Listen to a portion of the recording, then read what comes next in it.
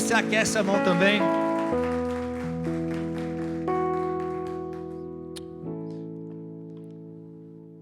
Vamos aplaudir a Jesus. Faltou só a musiquinha. Eu vou seguindo. Ó. Tudo bem, irmãos? Graças a Deus, né? É assim, o frio, porque tá frio, se tá calor, é porque tá calor. Tudo certo. Olha, qual é o título da mensagem de hoje? Hã? Você reparou alguma coisa nesse título, não? Você recebe no sábado, às vezes, o título da mensagem que vai ser no domingo na rede social? Quem recebe? Isso. Reparou alguma coisa, não? Mudou o título? Hã? Alguém sabe o título que era?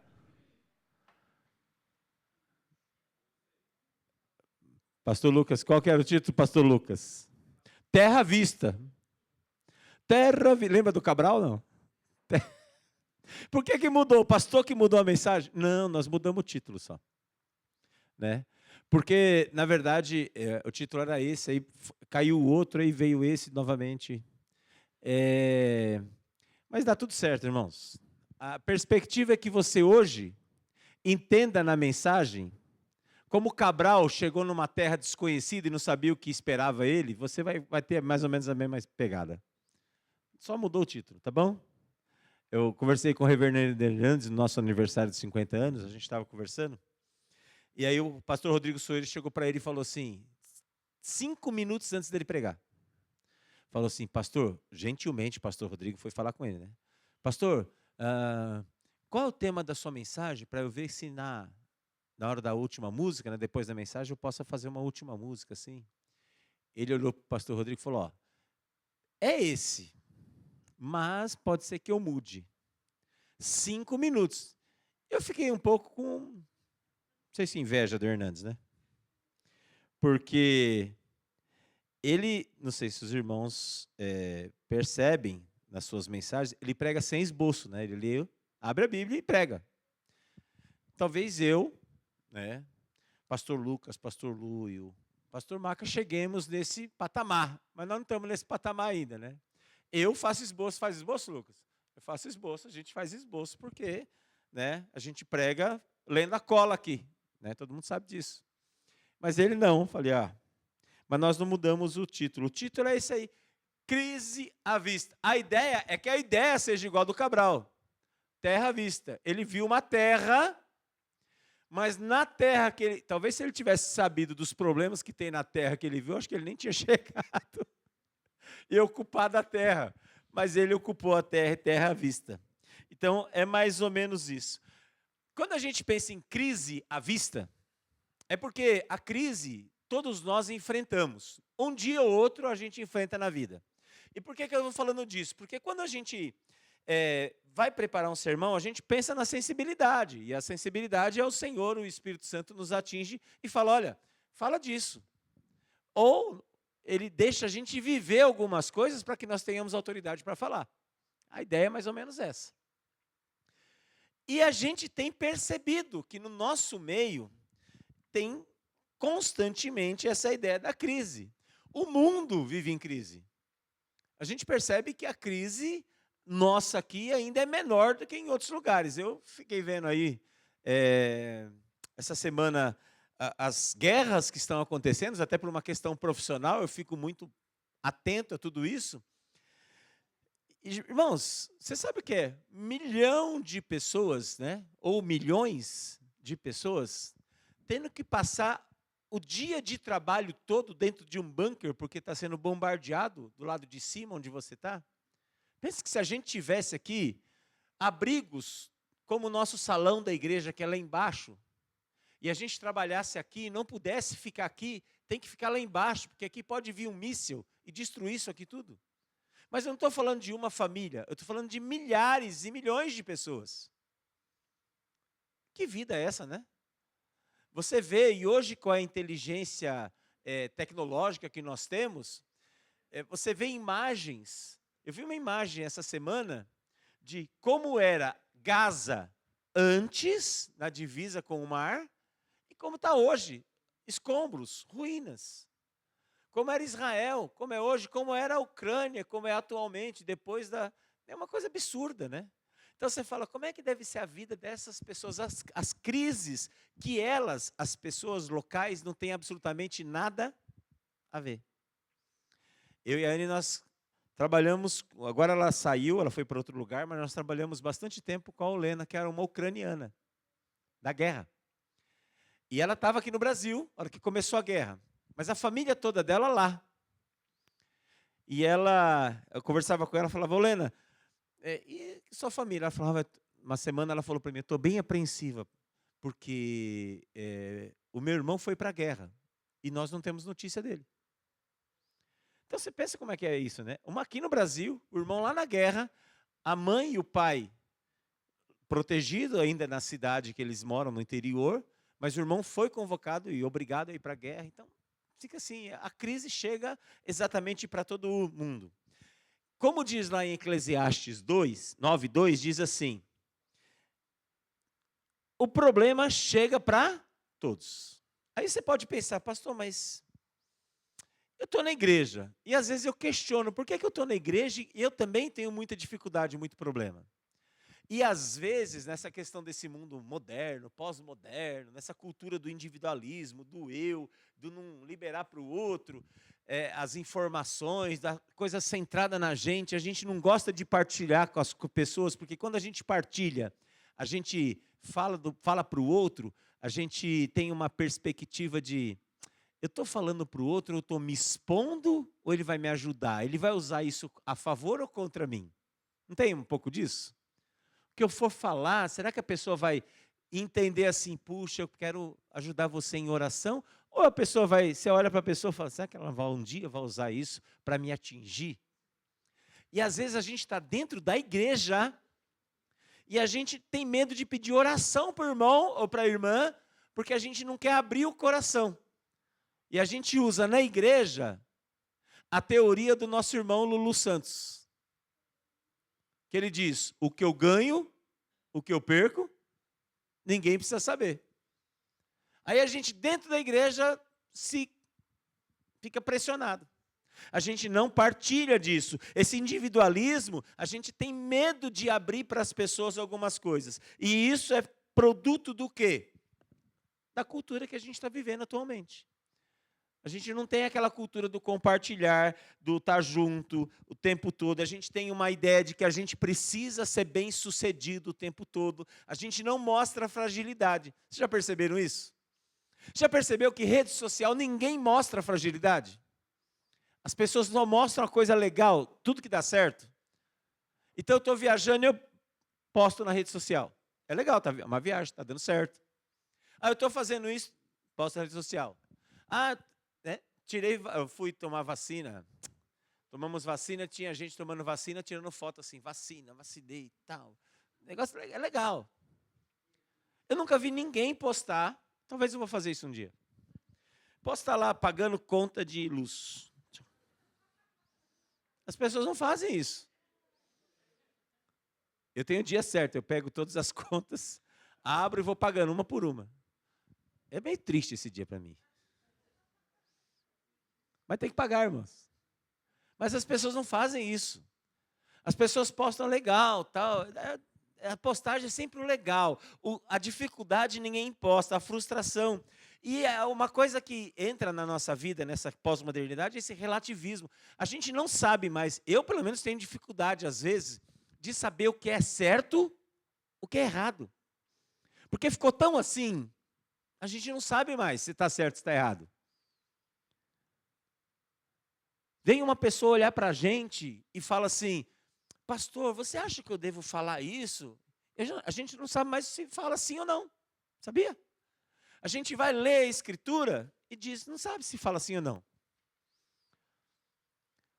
Porque a gente não lê mais, as pessoas. Pastor Jonas Madureira foi fazer falar para pastores. E ele tem uma fala que é maravilhosa. Ele disse assim, irmãos, as pessoas não lêem mais a Bíblia. E sabe o que é o pior? Tem pastor que não incentiva mais. E aí fala que a pessoa fala assim, a pessoa fala para o pastor, pastor, olha, eu não estou mais lendo a Bíblia, né? Porque eu acho difícil ler a Bíblia. Aí o pastor fala assim, tem pastor que fala assim, assiste um filme, irmão, evangélico, a mesma coisa. Não é a mesma coisa, tem que ler a Bíblia. É difícil, mas tem que ler. Lê uma vez, outra vez, outra vez, outra vez, até o quê? Entender.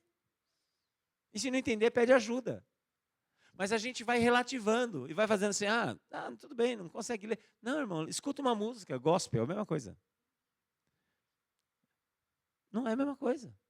A gente vai nas crises, nós temos uma insegurança, a gente tem insegurança profissional, a gente tem um excesso de culpa em nós mesmos, a gente tem o tempo todo que ficar justificando o que não é para ser justificado, a gente tem que o tempo todo dar desculpa e falar, não está certo, está certo. Então a crise ela vai chegando na nossa vida, mesmo dentro da igreja, dentro da casa de Deus. A gente vai vivendo coisas que a gente nunca esperou viver. E aí a gente fica abalado emocionalmente, espiritualmente, fisicamente, porque quando a crise chega, ela é um baque na nossa vida. A gente enfrenta, a gente não espera, mas enfrenta. Uma hora a gente enfrenta. E talvez eu não sei se eu estou te animando ou desanimando, porque se você está tudo certinho, uma hora você vai se lascar. Pastor, desculpa, irmãos. Vai melhorar. Agora está meio difícil. Mas por que vai melhorar? Porque chega na nossa porta a crise e a gente não sabe a hora que chega, mas chega. Como chega? A gente perde emprego, a gente perde familiar, a gente perde o ânimo, a gente tem crise conjugal, eu estava vendo essa semana que os casos, a gente vê tudo na internet, né, na televisão. O cara lá do Autódromo de Interlagos, o empresário de São Paulo, não era isso que vocês viram? Caiu no buraco? Viram, né? Todo mundo viu isso, né? Descobriram o que agora? Já viram ou não? Vou atualizar vocês. O cara tinha uma amante. A morte foi encomenda. Até agora era coitado. Agora descobriram que o cara tinha uma amante. Irmãos, lembra do que eu falei do relativismo? Eu não sei se é certo ou se é errado. Eu não sei se agora eu falo coitado ou bem feito. Por quê? Porque a gente está nessa crise. Chega! As oportunidades às vezes na vida passam e a gente, a hora que passa, são efêmeras, é muito rápido na vida da gente. Dívidas, irmãos, tem gente que está aqui dentro. Eu não sei quem, tá? Mas pode estar com dívida até o teto da cabeça. Tem gente aí fora devendo. Tem gente que foge por causa de dívida. Tem gente que não dorme, fica fritando na cama, vira para lá, vira para cá, levanta, deita, não consegue dormir, porque a dívida não deixa o cara dormir. E a pessoa nem está cobrando, mas tem gente que cobra. E tem gente que cobra feio. É assim. Tem gente que fala, olha, o momento mais feliz para o gerente do banco é o dia que eu ganho, eu recebo, porque ele pega tudo. Cai lá e já pega. Tem gente que tem depressão terrível, porque um vazio ocupa a pessoa, gigantesca. E a pessoa não tem saída, ela acha que ela é nada, que ela não vale nada, que ninguém gosta dela, que ela não é um zero, é um peso de porta. Ninguém percebe que está lá. Mas está lá. Tem gente que não tem força para ter fé para orar. A crise chegou e a pessoa não consegue levantar a cabeça para orar. Então essas coisas acontecem. Eu quero ler com os irmãos um versículo, que é um texto sobre sabedoria de vida, que a Bíblia nos ensina. Está lá em Eclesiastes 7. Se você pode abrir a sua Bíblia, vamos ler, vamos seguir o conselho de Madureira, Jonas Madureira, um professor querido que trabalha comigo. Que para mim é um dos mais sábios homens que tem hoje na teologia atual brasileira. Filósofo. Vamos ler aqui Salomão, provavelmente. Ele diz assim: quando estiver em prosperidade, bem pra caramba, vivendo bem, ganhando dinheiro, dando tudo certo na sua vida. O que é que diz o texto? 7,14. Quando estiver em prosperidade, o que ele diz? Aproveite o bem. Mas quando estiver na adversidade, na crise, o que ele diz? Pense, reflita, pois Deus fez tanto um quanto o outro, para que o homem não descubra nada que haverá dele depois. Quero orar com você mais uma vez. Senhor, obrigado por esse tempo, por essa leitura. Obrigado por tua palavra que pode fazer efeito e deve fazer efeito e fará efeito na nossa mente, mas também no nosso coração, no nosso sentimento, no nosso íntimo. Que tudo que falarmos aqui seja para honrar e glorificar o teu nome. Nós pedimos isso em nome do Senhor Jesus. Amém. Salomão está dizendo assim, olha, reflita, porque no dia que você está bem, aproveita. Porque o negócio ruim vai chegar. E a hora que chegar, reflita. Por que chegou? O que fez chegar esse dia? E como é que você vai sair dele? A gente ontem teve aqui um evento de casais. E no evento de casais a gente falou assim, gente, nós temos o projeto Alfa, né? Curso Alfa de casais. Alfa de casais agora reduziu o custo. Vocês sempre ouviram a gente falar aqui, porque era num lugar, agora vai ser um custo mais econômico, mas manteve-se a qualidade do projeto, a qualidade do curso. E o curso é um momento mágico. São 7 encontros. Ah, é 7 semanas de milagre para o meu casamento? Não.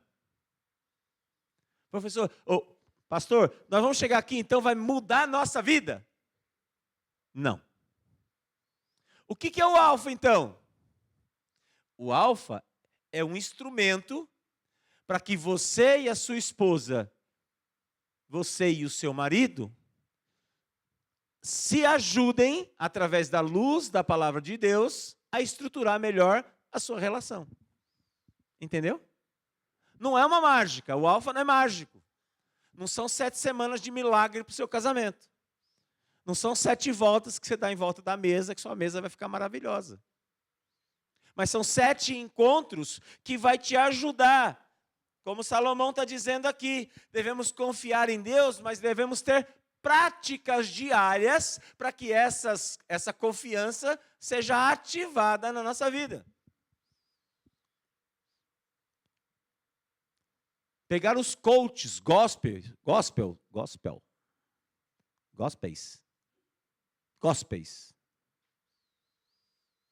Ajuda muito? Ajuda. O coach, que cobra 200, 300, 500.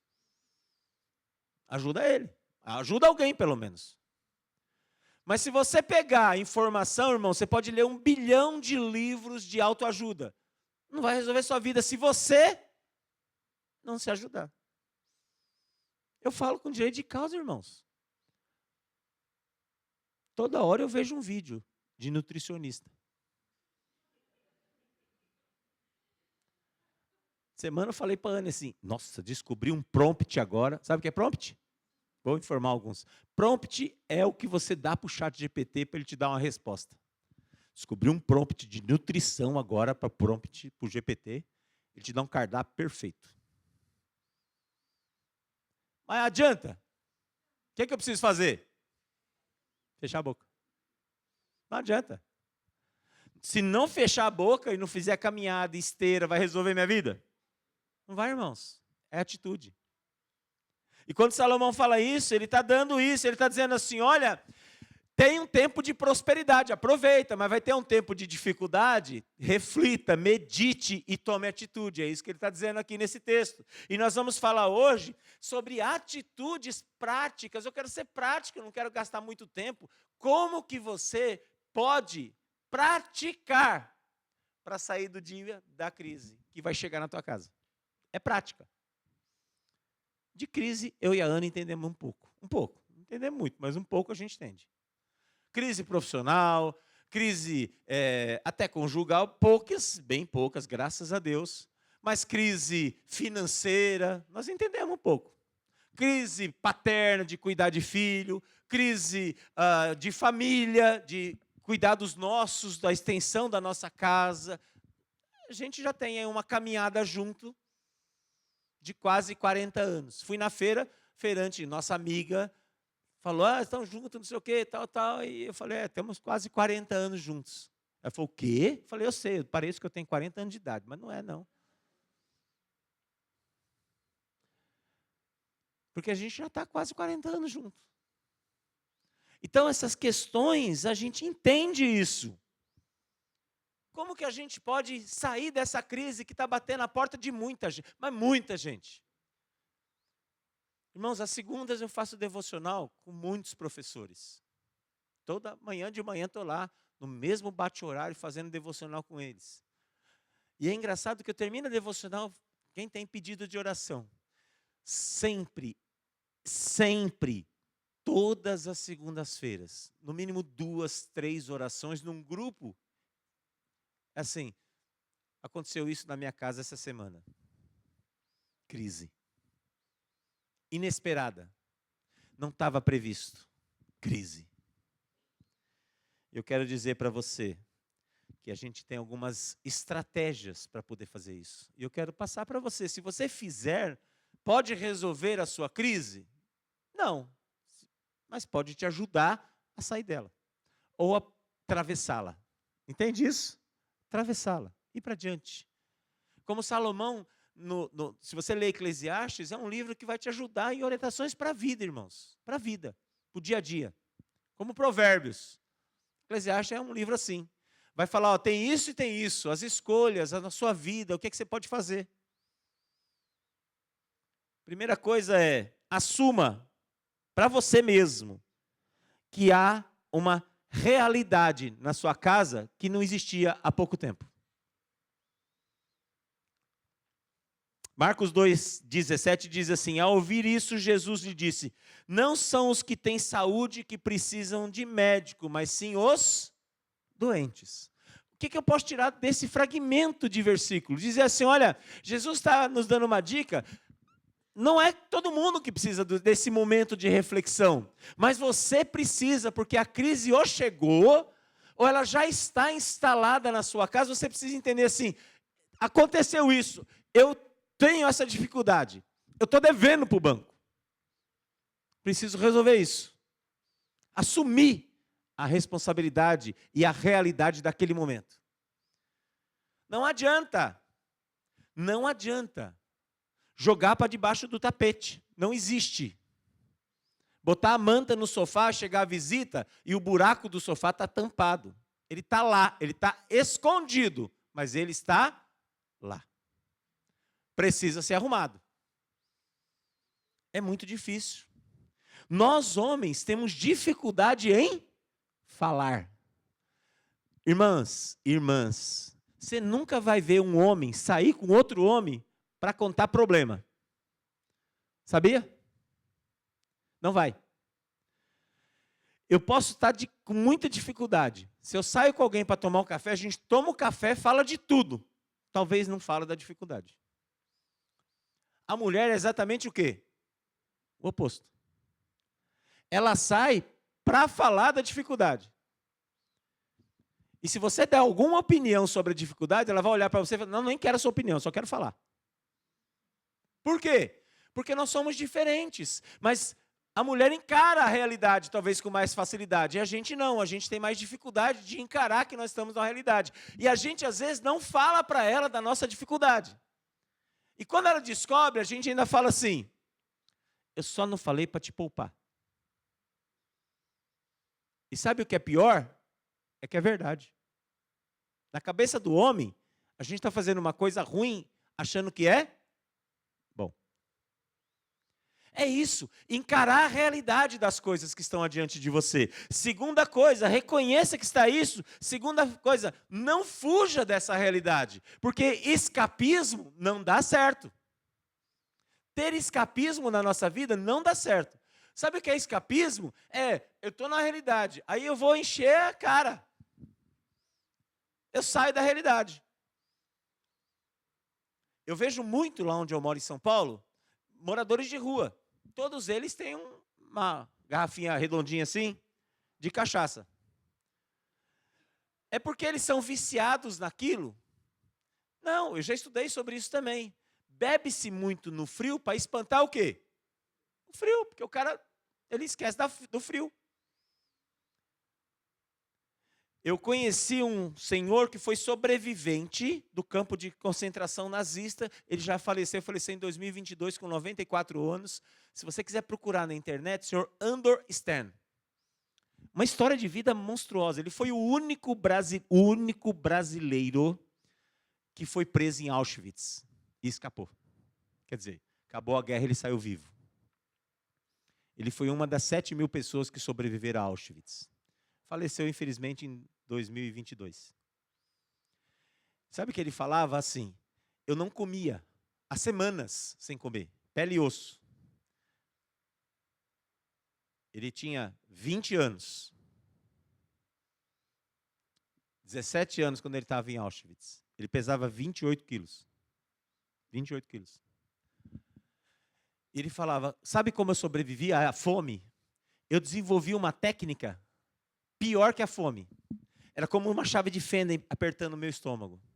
Toda vez que eu estava com fome, eu pensava na minha mãe. Porque a família dele toda, tio, avós, foi tudo junto para Auschwitz. Lá da Hungria, eles foram para Auschwitz. E aí, ele era brasileiro, estava na Hungria, o pai estava trabalhando na Hungria, foram para Auschwitz. Quando chegou lá, foram presos. Chegando no campo, como ele era menino ainda, jovem, tinha força de trabalho, os soldados nazistas olharam para ele e falaram assim, tá vendo aquela chaminé ali, ó? Tá saindo ali, tá saindo seu pai, sua mãe, seu avô, sua tia grávida, tudo saindo ali. E toda vez que ele estava com muita fome, ele pensava na saudade da família, que era maior do que a fome que ele sentia. Era técnica. Então, ele não fugia do problema. Ele enfrentava o problema com as técnicas dele, mas ele não fugia. Aqui é a mesma coisa. A gente tem dificuldades na vida, não adianta empurrar para baixo do tapete, tem que enfrentar. Eu, às vezes, empurrava para baixo do tapete, mas tem que enfrentar. Não vai dar certo. Tem conta para pagar? Meu irmão, dá os pulos e vamos pagar. Vamos negociar, vamos fazer outra coisa, mas vamos ter que dar os pulos. Outra coisa que a gente tem, como dica prática, é nunca projetar a culpa dos nossos problemas na outra pessoa, ou em Deus, na pessoa de Deus.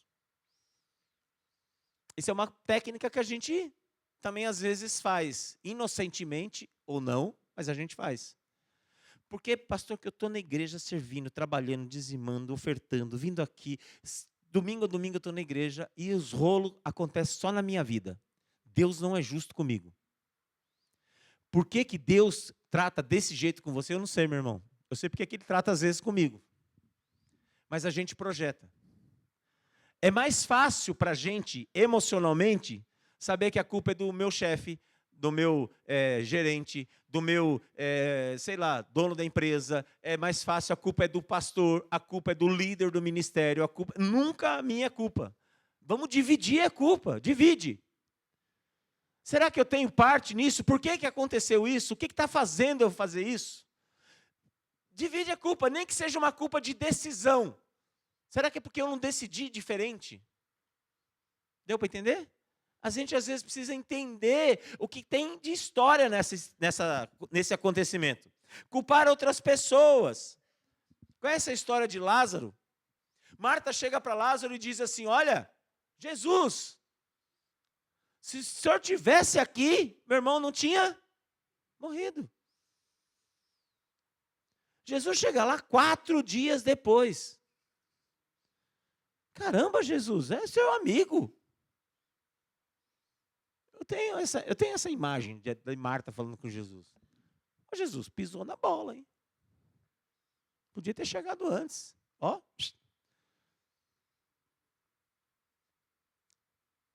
Terceirizou a culpa. É sempre assim. A culpa é do outro. Mas as coisas acontecem. Mas da mesma maneira que a gente não pode terceirizar a culpa, que a gente tem que encarar a realidade, tem que enfrentar o gigante. a gente não pode se conformar com o problema, com a crise que chegou, com a adversidade que chegou na nossa vida. Se conformar é terrível. A síndrome da Gabriela. Precisa tomar cuidado com os ditados que a gente fala, que tem público que não entende mais, né? Gabriela. Eu espero que aqui todos entendam a Gabriela. Qual que é a síndrome da Gabriela? Nasci assim, vou morrer assim. Não. Não é assim, não.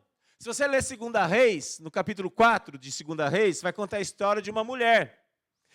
É interessante quando a gente vê sunamita. A mulher ora ao Senhor, pede ao Senhor, clama ao Senhor, pede ao profeta que tem um filho. Engravida, tem um filho. O que acontece com o filho depois de um tempo? Morre. O Senhor Deus, o Senhor tirou, como disse Jó, bendito seja o nome do Senhor. Não. Vou brigar. Eu vou lutar. Eu vou chegar à ideia de que, Senhor, pode ser diferente do que é. Não é porque você chegou nessa condição que você vai ficar nela. Você tem que sair dela. Pastor, a doença chegou. Tudo bem. Mas lute contra. Ore ao Senhor, peça. A gente fez isso aqui agora há pouco. O pastor falou da Gabriela. Gabi, né? Da menininha? Da Gabi. Não, Senhor. O Senhor pode curar. Pode sim fazer um milagre. Mas o quanto cabe a nós vamos lutar, vamos sair para frente, vamos lutar, vamos questionar, vamos ir para cima.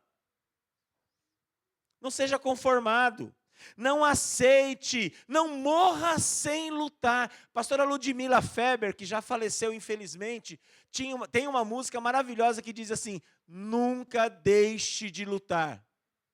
Nunca deixe de lutar. Eu falei no culto da manhã, no primeiro, a Preta Gil, que todo mundo sabe também, que está com a luta de enfermidade monstruosa, ela tem lá os seus artifícios, que são diferentes dos meus.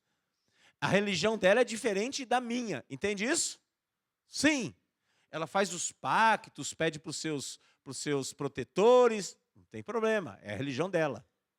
Mas uma coisa que é admirável é que ela não se entrega, ela vai até o fim.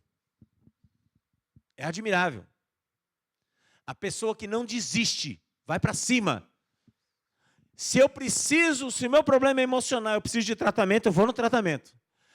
Tem medicação, vou na medicação. E eu sou bem resistente com isso, irmãos. Estou falando porque eu sou bem resistente. Mas o meu problema é financeiro. Vamos resolver. Vou procurar alguém para me ajudar financeiramente, alguém que seja capacitado, habilitado para me ajudar financeiramente. Eu não estou conseguindo, eu vou atrás disso. Eu não vou. A mulher que teve o filho morto, ora ao profeta, pede, e Deus, através do profeta, ressuscita o seu filho. Talvez você tenha sonhos, projetos para a sua casa, para a sua vida, para a sua família, para o seu ministério, que estão enterrados. Mas Deus é capaz de tirá-los da cova e fazê-los levantar e ir adiante. Não desista, irmãos. Não desista. Quando eu tinha 30 anos, quase, eu dei um rumo novo para a minha vida profissional. 30 anos. E tem gente que fala assim, você que tem aí, porque é difícil isso. Profissionalmente, nós no Brasil escolhemos nossa profissão lá com 20 e pouquinho, não é isso? Quando a gente faz faculdade e tal. Não. Acabou. Eu tenho uma tia que com 50 anos foi entrar para a universidade. 50. Porque quando eu tinha 40 e pouco, perto dos 50, foi fazer ensino médio. Irmã do meu pai. Chegou aos 50, entrou para a universidade, fez pedagogia. Acabou a pedagogia, foi fazer pós-graduação. Terminou a pós-graduação, fez mestrado. Prestou concurso público, foi concursada da Prefeitura de São Paulo. Dava aulas para professores. Sabe quando ela começou? Perto dos 50. Uma mulher politizada, que não teve tanta chance de estudar lá atrás, mas descobriu que tinha que ir para cima. mudou a sua realidade. Respeite o tempo de Deus. Outra dica que eu te dou. Respeite o tempo de Deus. O tempo de Deus está lá. Ó, pode demorar muito. Não é, às vezes nem todo milagre é assim, ó. Pirlim pim pim. Ó, milagre. Levanta e anda. Eu acho até que o Luciano tinha que combinar com as pessoas aí para dar uma. Levanta e anda, aí joga a cadeira para cima. Aqui banco é pesado, né, irmãos? Mas não é. Tem milagre que é processual. Sabe o que é milagre processual? Pastor, eu queria mudar de profissão. Amém, meu irmão? Milagre vai acontecer na sua vida. Se matricule num curso, faça um curso, se especialize em outra coisa e vai mudar de profissão. Você acredita nisso? Milagre chega. Pastor, eu queria falar inglês. Ore ao Senhor para te dar dom de línguas. Se não der certo, vai no monte. Não deu certo, entra numa escola de inglês. Faz curso online, aprende. Não é isso? É isso. O milagre é processual. Acontece o milagre. Talvez daqui 2 anos, 3 anos, você está falando inglês, mas é processual. É um milagre. Tem gente que é milagre mesmo falar inglês, que nem português direito não fala. Mas é um milagre processual. Acontece processualmente. Pastor, eu quero comprar uma casa. Guarda dinheiro, processual, milagre processual. Quero pagar minhas dívidas. Espera ganhar na Mega Sena. Não ganhou? O milagre pirlim-pim-pim não veio? Faz um projeto para sair da dívida. Pega um consultor financeiro que vai te ajudar. Milagre processual. Está entendendo? Estou com uma doença. Vai no médico, faz o tratamento. Milagre processual. Entende isso, irmãos? Não abra mão. Não é porque você serve ao Senhor que você está imune a nenhum tipo de situação. Pastor Luiz Saião, um dos nossos maiores referências da nossa denominação batista, estava na UTI essas semanas passadas aí. É porque ele é um gênio, fala não sei quantos idiomas. É porque isso que ele é imune. Não é imune. Cai de cama também. Crise chega para todo mundo. Por fim, nunca desista. Nunca desista. A palavra do Senhor lá em Hebreus 10, 38 diz assim. Texto maravilhoso da Reforma Protestante. Diz, o justo viverá pela fé. Completa o versículo. E se recuar, não me agradarei dele. O Senhor quer que nós avancemos. Confiemos nele. Tenhamos nele a perspectiva de que o dia ruim chega para a nossa vida. Mas nós não podemos ficar no dia ruim. Nós não podemos permanecer nele. Nós temos que encará-lo, reconhecer que ele existe, enfrentá-lo, lutar contra, tentar sair do jeito que tem que sair. Mas vamos sair. Quero ler 2 textos para acabar, irmãos. 2 Coríntios 4, verso 8 diz assim, o apóstolo fala, de todos os lados somos pressionados, mas não ficamos desanimados. Às vezes até ficamos, mas não permanecemos desanimados. E hoje o Senhor te trouxe aqui para isso, para que você tenha um novo ânimo. Ficamos perplexos, mas não desesperados. Eu até me assusto com a situação. Mas o desespero não vai tomar conta da minha vida. Eu vou enfrentar. Somos perseguidos. Mas mesmo os perseguidos, nós não somos abandonados. O Senhor está com a gente. Comigo e com você.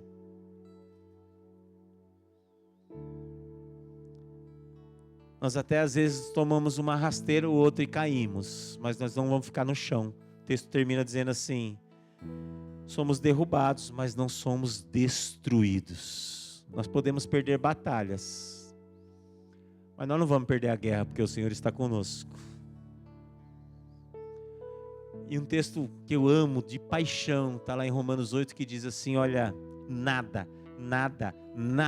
pode me separar do amor de Cristo Jesus. Posso enfrentar o que for, as dificuldades que forem na minha vida, as crises que chegarem na minha vida, todas elas, o texto termina dizendo assim: em todas elas eu sou mais do que vencedor em Cristo Jesus. Quando você vê um ímpio destruído, quando eu vejo a Preta Gil lutando, quando eu vejo outros, não é que você está um passo à frente deles, irmão, você está milhares de caminhos à frente deles, porque você sabe em quem você tem crido, você sabe quem é poderoso para fazer infinitamente mais na sua vida, mais do que você pede, mais do que você imagina. E se eu olhar para trás na história da minha vida, quem eu era e quem eu sou hoje, eu penso assim, eu posso falar, eu tenho autoridade para falar para esses meus irmãos, dizendo assim: eu não era nada, um pobre de Maré Desci, um cara que não tinha perspectiva, mas que o Senhor mudou a minha sorte, a minha família não teve curso universitário, eu tive.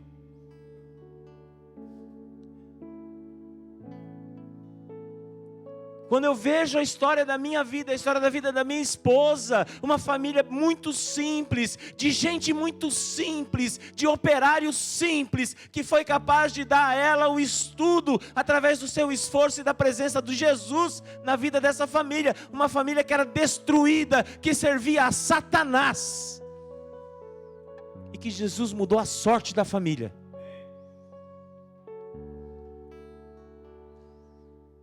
Quando vocês veem, irmãos, a nossa vida, a vida do pastor Lu, a vida do pastor Lucas, pode ter certeza que nem sempre é do jeito que está aqui hoje. Não era sempre assim. E eu tenho certeza que a sua história não é diferente da minha. Pode ter momentos diferentes, pode ter situações diferentes, mas Jesus mudar a sorte de todo mundo, de todo mundo.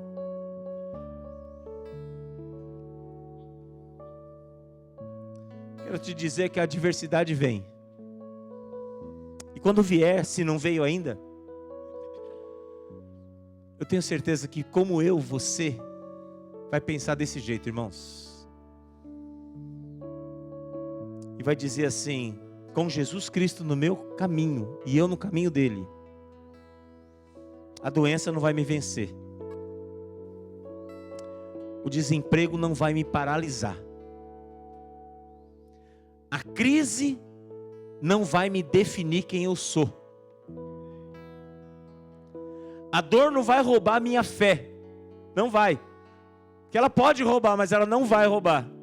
A tentação não vai me dominar. Eu vou dominar a minha tentação. A tentação não vai me dominar. E a depressão não vai calar a minha esperança.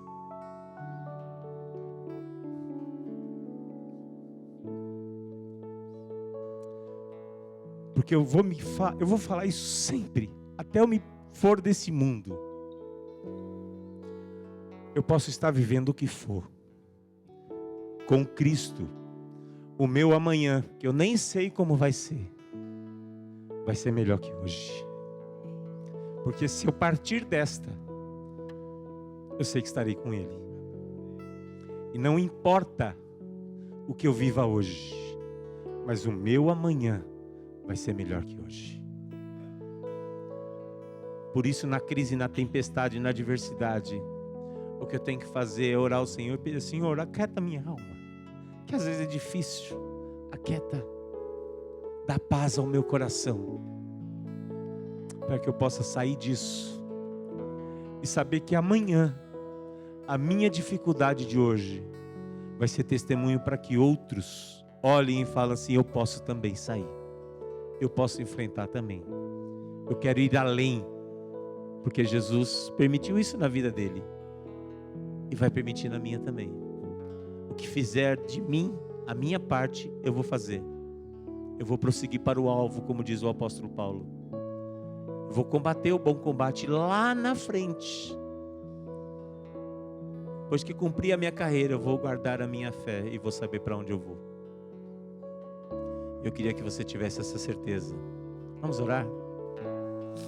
Vamos cantar. Não deixe ninguém definir aquilo que você é em Jesus. Peça ao Senhor que defina isso por você. e diga a Ele: Senhor, faça a obra na minha vida, aquete a minha alma, mude a minha sorte. Como a mulher sunamita, clame ao Senhor, brigue se for necessário, mas não abra mão do seu sonho, querido. Vamos ficar em pé?